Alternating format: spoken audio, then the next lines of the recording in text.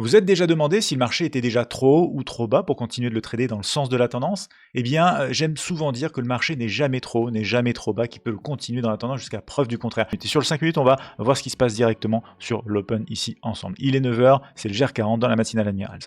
Ça démarre ici, vous voyez, on relance une forte baisse, on casse encore le creux précédent. Alors si je reviens sur le graphique horaire, boum, on est encore plus élancé ici, forcément.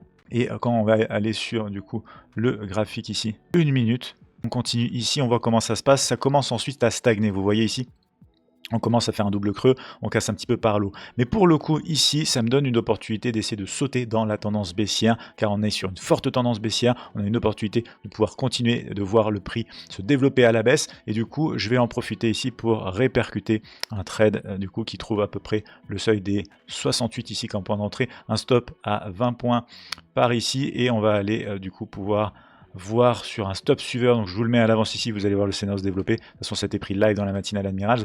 Ici, on va le voir se développer notamment en graphique ici M1 et du coup bougie par bougie ici un petit peu d'hésitation, on fait le test des creux précédents et ensuite ça casse et ça part directement. Et en fait ici ce que j'ai essayé de faire c'est de sortir directement sur une sortie optimum plutôt que garder juste le stop suiveur. Et le détail des trades ici s'explique sur graphique en mouvement avec un point d'entrée ici, un autre point d'entrée par là. Donc en fait c'est un trade que j'ai pris 2 fois. Donc les marchés sont jamais trop hauts, sont jamais trop bas véritablement.